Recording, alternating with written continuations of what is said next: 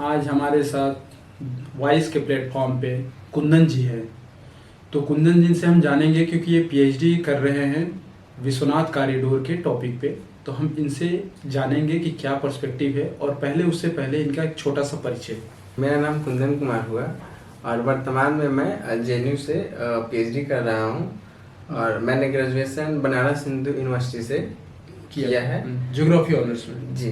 और उसके बाद मैंने जेएनयू से मास्टर्स किया है ज्योग्राफी में ही। जी। और फिर मैं पीएचडी कंटिन्यू कर रहा हूँ। जी जी। तो आपका टॉपिक जैसा कि है विश्वनाथ कॉरिडोर पे, तो उससे पहले हम जानना चाहेंगे कि विश्वनाथ जो मंदिर रहा है, जो बहुत फेमस है भारत के लोगों के लिए, एक बहुत इमोशनल लगाव रहा है पूरे नॉर्थ इंडिया के लोगों को। तो हम ये जानना चाहते हैं कि उसका इतिहास क्या रहा है, शुरू से ही कब इस्टेब्लिश हुआ है, कितनी बार वो डिमोलिश हुआ है, ये सारे इतिहास को एक बार हम जानना चाहेंगे इनसे। जी, इसको जानने के लिए हमें राणा पीवी सिंह जो कि प्रोफेसर रहे हैं बीएचयू के ज्योग्राफी डिपार्टमेंट में, उनसे बेहतर कोई व्यक्ति हो ही नहीं सकता है, क्योंकि उन्होंने बनारस पे बहुत काम किया है। वो खास करके कल्चरल ज्योग्राफी पे ही काम करते हैं। तो बनारस शहर को समझने के लिए, वहाँ के मंदिरों को समझने के लिए हमें राणा पीवी सिंह सर के जो कार्य हैं उनको देखना पड़ेगा, समझना पड़ेगा। तो मैं अभी जो बताऊंगा वो उन्हीं के जो आर्टिकल्स वगैरह पब्लिश हुए हैं उन्हीं को ध्यान में रख करके मैं बताऊंगा। तो जैसा कि हमें जानकारी मिलती है राजघाट के खुदाई से, जो कि बनारस में ही स्थित है, तो 5वीं 6वीं ईसा पूर्व शताब्दी में अभिमुक्तेश्वरा नाम का एक मंदिर हुआ करता था। तो राणा पीवी सिंह सर बताते हैं कि वही मंदिर आगे चल के आज जो हम वर्तमान में स्वरूप काशी विश्वनाथ मंदिर के नाम से जानते हैं, तो उसी मंदिर का रूपांतरण है। तो जैसा कि सर बताते हैं कि 500 से 508 ईसा पूर्व में वैन्य गुप्ता के रिजीम में ये विश्वनाथ मंदिर का निर्माण हुआ। लेकिन वो मंदिर कहाँ पे था इसकी जानकारी हमें एग्जैक्ट नहीं मिलती है। उसके बाद वो आज हम जहाँ पे रजिया मॉस्क देख रहे हैं, रजिया मस्जिद देखते हैं बनारस में, वहीं पे वो विश्वनाथ मंदिर था। लेकिन उसको 1194 से 1197 के बीच में मोहम्मद गोरी के कहने पर कुतुबुद्दीन ऐबक ने तुड़वा दिया। और बाद में चल करके फिर गुजराती व्यापारी शम्स अल दीन इल्तुतमिश ने मंदिर का निर्माण करवाया। लेकिन फिर जाकर के जौनपुर के शासक मोहम्मद हुसैन शाह सरकी ने उसको 1447 में तुड़वाया और फिर सिकंदर लोदीन ने उसको 1490 में तुड़वाया। लेकिन ये मंदिर निर्माण की प्रक्रिया हमेशा चलती रही, वो मंदिर टूटते रहे, मंदिर बनते रहे। तो अकबर के शासनकाल में टोडरमल ने उस मंदिर का निर्माण करवाया नारायण भट्ट के साथ मिल करके, और जो कि वो मंदिर जहां आज ज्ञानवापी मस्जिद है वहां पे मंदिर का इन्होंने निर्माण करवाया 1584-1585 ईस्वी में। लेकिन मुगल काल में हम पाते हैं कि अलग अलग शासकों के मंदिरों को लेकर अलग अलग रवैये रहे। और हम ये भी जानते हैं कि मंदिर जो होता था वो राजनीतिक शक्ति का भी केंद्र होता था। तो मंदिरों को तोड़ने को लेके जो भी बातें हमें पता चलती हैं उसके अलग अलग कारण हो सकते हैं। तो लेकिन इतिहास ने औरंगजेब को एक बहुत ही क्रूर शासक माना है। तो औरंगजेब का मंदिरों के प्रति रवैया काफी सकारात्मक नहीं था। तो उन्होंने शाहजहां ने भी मंदिरों को तोड़ने का, और अकबर के टाइम में अकबर ने बहुत सारे मंदिरों का निर्माण करवाया। लेकिन इसके बाद में जब हम देखते हैं तो मंदिरों को लेकर मुस्लिम शासकों का रवैया बदलता है। और शाहजहां ने भी बनारस से मंदिरों को तोड़ने का प्रयास किया, लेकिन वो विश्वनाथ मंदिर, लेकिन फिर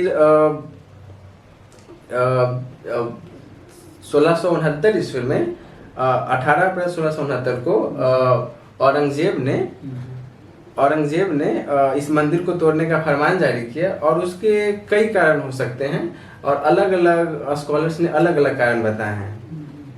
तो कुछ लोग उसको, चूंकि वो मानते हैं कि वो बाइगॉट था, धर्म को लेकर कट्टर था, इस वजह से मंदिर तोड़वाए। कुछ लोग मानते हैं कि बनारस के पंडितों ने दारा सिकोह को जगह दिया था, जो कि उसका राजगद्दी का उत्तराधिकारी था, उसका प्रतिद्वंदी था, इस वजह से उसने तुड़वाया। तो अलग अलग लोग अलग अलग कारण बताते हैं, लेकिन फैक्ट यह है कि 2 सितंबर 1669 को विश्वनाथ मंदिर को तोड़ दिया गया औरंगजेब के कहने पर। लेकिन फिर ये मंदिर बनने की प्रक्रिया निरंतर जारी रही और 1742 ईस्वी में मराठा मल्हारराव होलकर ने प्रयास किया मंदिर को बनाने का उसी जगह पर, लेकिन वो विफल रहे। और बाद में चल करके उनकी बहू महारानी अहिल्याबाई होलकर ने ज्ञानवापी मस्जिद के बगल में, जहाँ पे आज वर्तमान में हम विश्वनाथ मंदिर को देखते हैं, वहाँ पे इसका निर्माण करवाया 1777 से 1780 के बीच। और 1893 में इस जो नया मंदिर बना विश्वनाथ मंदिर, उस पे पहले लोग दशाश्वमेध घाट पे आते थे, और जो कि गदरिया चौक से दशाश्वमेध घाट तक का रास्ता था, और वहाँ दशाश्वमेध घाट पे स्नान करके मंदिर के दर्शन करने जाते थे संकरी गलियों से।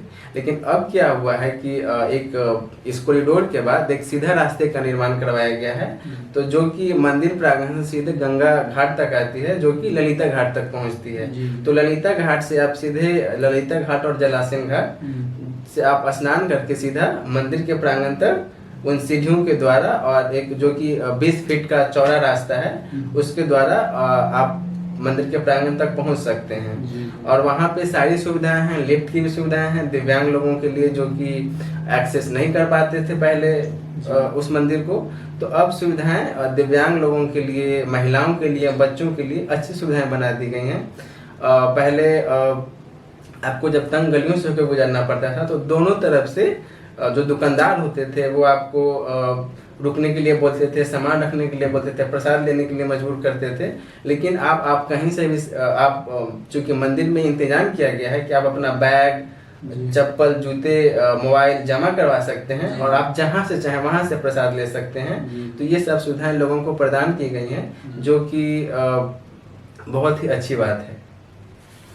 जैसा कि हम आज जाने हैं कि माननीय सांसद नरेंद्र मोदी, जो कि बनारस के सांसद हैं और देश के प्रधानमंत्री हैं, उन्होंने समस्याओं को देखा और अपने लगातार विजिट के बाद इस बात को समझा कि कितने लोग परेशान हैं, कैसे लोगों को फेस करने पड़ रही है रोज़मर्रा की ज़िंदगी, कैसे श्रद्धालुओं को बहुत सारी दिक्कतों का सामना करना पड़ रहा है। और जैसा कि हम जानते हैं कि वो एक बहुत मेहनती इंसान है और छोटी छोटी समस्याओं को भी कंसीडर करते हैं, और इस बात को भी उन्होंने कंसीडर किया। सर ने बताया जैसा कि उन्होंने कंसीडर करने के बाद एक प्रोजेक्ट का निर्णय लिया कि एक प्रोजेक्ट हम लाते हैं जो कि विश्वनाथ कॉरिडोर के नाम से जाना जाएगा, और उसके लिए लैंड एक्वाजिशन, बजट सेक्शन, ये सारे प्रधानमंत्री कार्यालय से पीएमओ द्वारा किया गया। और आज लोगों को इस सुविधाओं को ध्यान में रखते हुए, आज के आधुनिक सुविधाओं को ध्यान में रखते हुए सारी चीज़ें उस परिसर में अवेलेबल है कि मतलब आपको कोई दिक्कत ही नहीं हुई है, आप जाइए आराम से। जैसा तो अभी हम ये भी जानना चाहेंगे कि आज के टाइम पे बदलाव होने की वजह से सर ये बताएंगे हमें कि बदलाव जो नया कॉरिडोर बन गया है, तो वहाँ के लोगों के जीवन शैली में किस प्रकार से बदलाव आया है, वो कितना बदले हैं और लोग कितना एक्सेस कर पा रहे हैं इस नए कॉरिडोर को, और क्या लोगों के मन में क्या उत्साह है इसको लेकर। जी, तो चूंकि पहले लोगों को मंदिर प्रांगण में आने में काफ़ी तकलीफ का सामना करना पड़ता था, तो अब जब मंदिर परिसर बन गया है तो पूरे देश के लोग उत्साहित हैं कि कैसा मंदिर बना है, चलो चल के देखा जाए। तो निश्चिंततः इस मंदिर प्रांगण में या फिर काशी में टूरिस्ट की संख्या बढ़ रही है, जो कि हम लगातार देख रहे हैं। और टूरिस्ट की संख्या बढ़ने से वहाँ जो भी रोजगार हैं, लोगों को इसमें रोजगार में लाभ मिल रहा है। तो बनारस में टूरिस्ट बढ़ने से लोगों को रोजगार के साधन बढ़े हैं, लोगों का जीविकोपार्जन के साधन बढ़े हैं, लोगों को बहुत ही फायदा हो रहा है। इन सारी फायदाओं को देखते हुए, सारी सुविधाओं को देखते हुए, ये एक तरह से देखा जाएगा ये प्रोजेक्ट बहुत ही उत्थान के लिए, वहाँ के शहर के उत्थान के लिए, धार्मिक उत्थान के लिए, सोशल उत्थान के लिए ये बहुत ही जरूरी प्रोजेक्ट था। और हमने सुना है कि विदेशी सैलानी भी आते हैं और बहुत बड़ी मात्रा में आते हैं, तो ये विदेशी सैलानी भी बूस्ट करेंगे इकोनॉमी को। इकोनॉमिक बूस्ट होगा तो लोगों के जीवन बदलेंगे, और लोगों के जीवन बदलेंगे तो स्टैंडर्ड ऑफ लाइफ बदलेगा। तो यही हमारा हमेशा प्रधानमंत्री या लोगों की सरकार का यही रहता है कि कभी भी लोगों के जीवन को कैसे बेहतर बनाया जा सकते, यही तो गुड गवर्नेंस है। तो बहुत बहुत बहुत धन्यवाद सर आपके इस बहुमूल्य समय के लिए। आप, हमें पता है कि आप बहुत वैसे ही बिजी रहते हैं, जेएनयू जैसे यूनिवर्सिटी से आप रिसर्च कर रहे हैं, आपके पास समय का अभाव होगा, इसके लिए बहुत बहुत धन्यवाद। जी धन्यवाद।